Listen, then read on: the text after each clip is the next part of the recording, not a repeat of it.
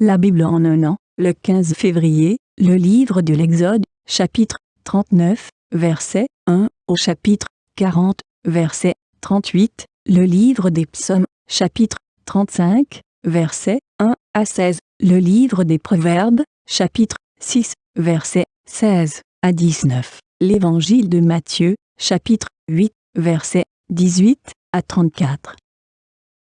Le livre de l'Exode, chapitre 39. Avec les étoffes teintes en bleu, en pourpre et en cramoisi, on fit les vêtements pour le service dans le sanctuaire, ainsi que les vêtements sacrés pour Aaron, comme l'Éternel avait ordonné à Moïse. On fit les l'éphod en or, en fil bleu, pourpre et cramoisi et en fin lin retors. On martela des lames d'or et on les coupa en fils, que l'on entrelaça dans les étoffes teintes en bleu, en pourpre et en cramoisi et dans le fin lin, selon l'ordre du brodeur. On y fit des bretelles qui les reliaient, et c'est ainsi qu'il était assemblé par ses deux extrémités. L'écharpe était du même matériau que l'éphod et fixée sur lui.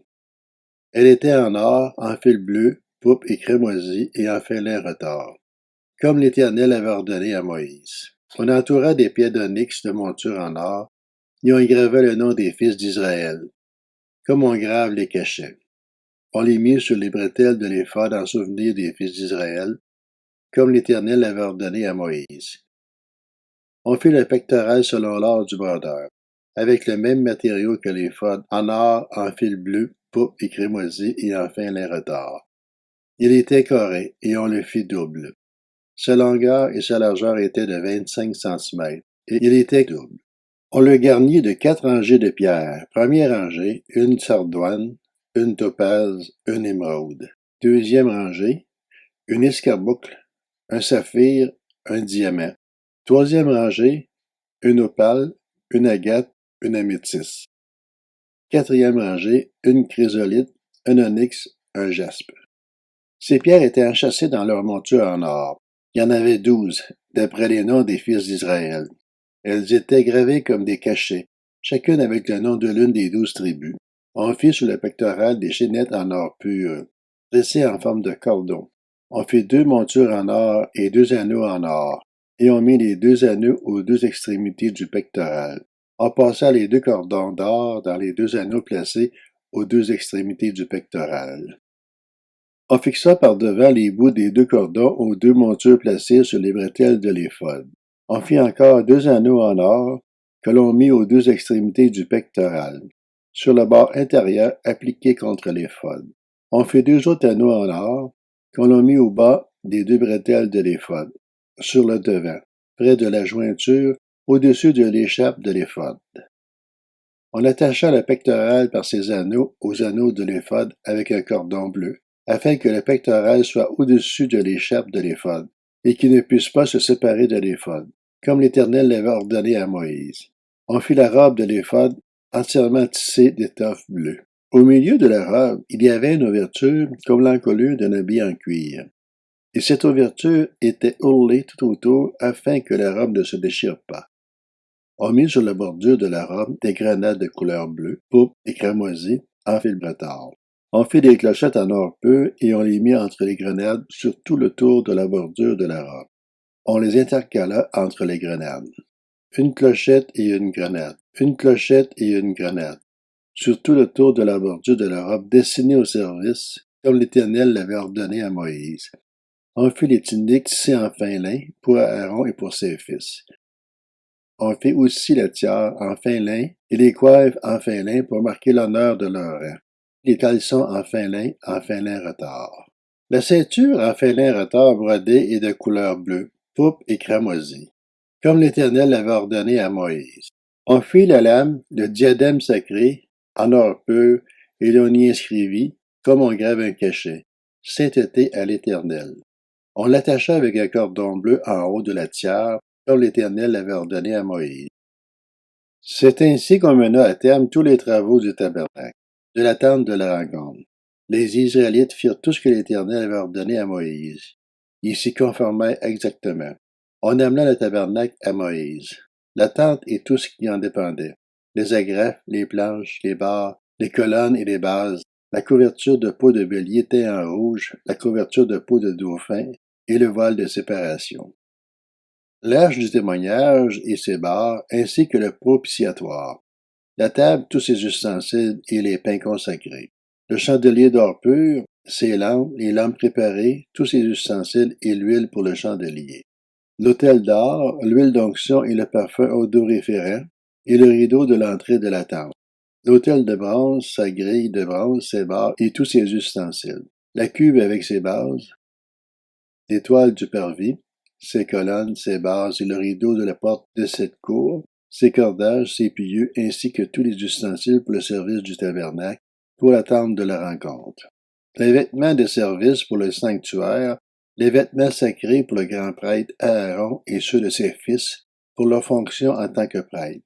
Les Israélites firent tous ces travaux en se conformant à tous les ordres que l'Éternel avait donnés à Moïse. Moïse examina tout le travail et vit qu'il l'avait fait comme l'Éternel l'avait ordonné. Alors Moïse les bénit.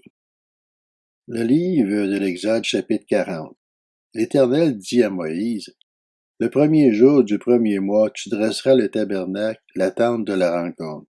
Tu y presseras l'âche du témoignage et tu cacheras l'âche avec le voile. Tu apporteras la table et tu la disposeras en ordre. Tu apporteras le chandelier et tu en arrangeras les lampes. Tu presseras l'autel d'or pour le parfum devant l'âge du témoignage et tu mettras le rideau à l'entrée du tabernacle. Tu placeras l'autel des holocaustes devant l'entrée du tabernacle de la tente de la rencontre.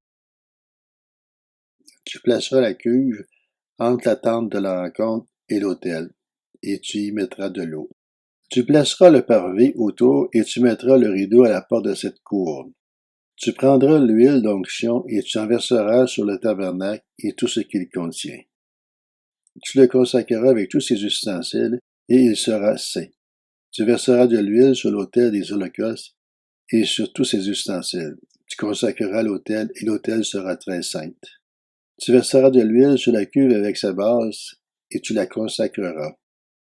Tu feras avancer Aaron et ses fils vers l'entrée de la tente de la rencontre et tu les laveras avec de l'eau. Tu habilleras Aaron de vêtements sacrés.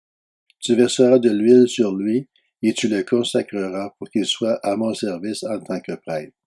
Tu feras approcher ses fils, tu les habilleras des tuniques. Et tu les consacreras par onction, comme tu l'auras fait pour leur père, pour qu'ils soient à mon service en tant que prêtre. Cette onction leur assurera à perpétuité l'exercice de la fonction de prêtre au fil des générations. Moïse se conforma à tout ce que l'Éternel lui avait ordonné. C'est exactement ici qu'il agit. Le premier jour du premier mois de la 12e année, après leur sortie d'Égypte, le tabernacle fut dressé. Moïse dressa le tabernacle, il posa ses bases, plaça les planches et les barres et éleva les colonnes. Il étendit la tenture sur le tabernacle et mit la couverture par-dessus, comme l'Éternel lui avait ordonné. Il prit le témoignage et le plaça dans l'arche. Il mit les barres à l'arche et posa le propitiatoire sur l'arche. Puis il apporta l'arche dans le tabernacle, mit le voile de séparation et cacha ainsi l'arche du témoignage, comme l'Éternel lui avait ordonné. Il plaça la table dans la tente de la rencontre, du côté nord du tabernacle, devant le voile. Et il y déposa les pains en ordre devant l'Éternel, comme l'Éternel le lui avait ordonné. Il plaça le chandelier dans la tente de la rencontre, en face de la table du côté sud du tabernacle. Et il arrangea ses lampes devant l'Éternel, comme l'Éternel le lui avait ordonné.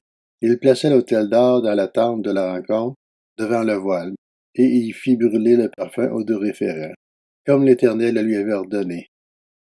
Ensuite, il plaça le rideau à l'entrée du tabernacle. Il plaça l'autel des holocaustes près de l'entrée du tabernacle, de la tente de la rencontre, et il offrit l'holocauste et l'offrande, comme l'Éternel le lui avait ordonné. Il plaça la cuve entre la tente de la rencontre et l'autel, et il y mit de l'eau pour les ablutions. Moïse, Aaron et ses fils s'y lavèrent les mains et les pieds. Lorsqu'ils entrèrent dans la tente de la rencontre et qu'ils s'approchèrent de l'autel, ils se lavèrent comme l'Éternel l'avait ordonné à Moïse. Enfin, il dressa le parvis autour du tabernacle et de l'autel, et il mit le rideau à la porte de cette cour. C'est ainsi que Moïse mit un terme aux travaux. Alors la nuée couvrit la tente de la rencontre, et la gloire de l'Éternel remplit le tabernacle. Moïse ne pouvait pas entrer dans la tente de la rencontre parce que la nuée restait dessus et que la gloire de l'Éternel remplissait le tabernacle. À chacune de leurs étapes, les Israélites partaient quand la nuée s'élevait au-dessus du tabernacle. Et si la nuée ne s'élevait pas, ils ne partaient pas jusqu'à ce qu'elle s'élève. De jour, la nuée de l'Éternel était sur le tabernacle. De nuit, il y avait un feu à l'intérieur de la nuée. Elle était visible de toute la communauté d'Israël à chacune de leurs étapes. Le livre des Psaumes, chapitre 35. De David. Éternel, accuse ceux qui m'accusent, combat ceux qui me combattent. Empare-toi du petit et du grand bouclier, et lève-toi pour me secourir. Brandis la lance et le javelot contre mes persécuteurs. Dis à mon âme, je suis ton salut. Qu'ils soient honteux et déçus ceux qui en veulent à ma vie, qu'ils reculent et rougissent ceux qui méditent ma perte. Qu'ils soient comme la paille emportée par le vent, et que l'ange de l'Éternel les chasse. Que leur route soit sombre et glissante, et que l'ange de l'Éternel les poursuive. En effet, c'est sans raison qu'ils m'ont tendu un piège, c'est sans raison qu'ils ont creusé un trou pour m'enlever la vie. Que la ruine les atteigne à l'improviste, qu'ils soient pris dans le piège qu'ils ont tendu, qu'ils y tombent pour leur ruine. Alors j'exulterai de joie en l'Éternel, je me réjouirai à cause de son salut. Tout mon être dira, Éternel, qui peut, comme toi, délivrer le malheureux d'un plus fort que lui, le malheureux et le pauvre de celui qui les dépouille? De faux témoins se lèvent, ils m'interrogent sur des faits que j'ignore, ils me rendent le mal pour le bien, je suis abandonné de tous. Moi, quand ils étaient malades, je mettais une tenue de deuil, j'humiliais mon âme par le jeûne, je priais, la tête penchée sur la poitrine. Comme pour un ami, pour un frère, je marchais lentement, comme pour le deuil d'une mère, j'étais accablé de tristesse. Et maintenant que je trébuche, ils se rassemblent pour se réjouir, ils se rassemblent à mon insu pour me calomnier, ils me déchirent sans arrêt. Avec les impies et les moqueurs, ils grincent des dents contre moi. Le livre des Proverbes, chapitre 6. Il y a 6 choses que l'Éternel déteste, et même 7 dont il a horreur. Les yeux hautains, la langue menteuse, les mains qui versent le sang innocent, le cœur qui médite des projets injustes, les pieds qui se dépêchent de courir au mal, le faux témoin qui dit des mensonges, et celui qui provoque des conflits entre frères. Évangile de Matthieu, chapitre 8. Voyant une grande foule autour de lui, Jésus donna l'ordre de passer de l'autre côté du lac. Un spécialiste de la loi s'approcha et lui dit, « Maître, je te suivrai partout où tu iras. » Jésus lui répondit, « Les renards ont des tanières et les oiseaux du ciel ont des nids, mais le Fils de l'homme n'a pas un endroit où il puisse reposer sa tête. » Un autre parmi les disciples lui dit, « Seigneur, permets-moi d'aller d'abord enterrer mon Père. » Mais Jésus lui répondit, « Suis-moi et laisse les morts enterrer leurs morts. » Il monta dans la barque et ses disciples le suivirent. Soudain, il s'éleva sur le lac une si grande tempête que la barque était recouverte par les vagues. Et lui, il dormait. Les disciples s'approchèrent et le réveillèrent en disant, « Seigneur, sauve-nous, nous allons mourir. » Il leur dit, « Pourquoi êtes-vous si craintifs, hommes de peu de foi? » Alors il se leva, menaça les vents du lac, il y eut un grand calme. Ces hommes furent très étonnés et dirent, « Quel genre d'homme est-ce? Même les vents et la mer lui obéissent. » Lorsqu'il fut arrivé sur l'autre rive dans le pays des Gadaréniens, 2 démoniaques qui sortaient des tombeaux vinrent à sa rencontre. Ils étaient si dangereux que personne n'osait passer par là. Et voilà qu'ils se mirent à crier, « Que nous veux-tu, Jésus, Fils de Dieu? Es-tu venu ici pour nous tourmenter avant le moment fixé? » Il y avait loin d'eux un grand troupeau de porcs en train de chercher à manger. Les démons suppliaient Jésus, « Si tu nous chasses, permets-nous d'aller dans ce troupeau de porcs. » « Allez-y, leur dit-il. » Ils sortirent des deux hommes et entrèrent dans les porcs. Alors tout le troupeau se précipita du haut de la falaise dans le lac, et ils moururent dans l'eau. Les gardiens du troupeau s'enfuirent et allèrent dans la ville rapporter tout ce qui s'était passé et ce qui était arrivé aux démoniaques. Alors tous les habitants de la ville sortirent à la rencontre de Jésus, et dès qu'ils le virent, ils le supplièrent de quitter leur territoire.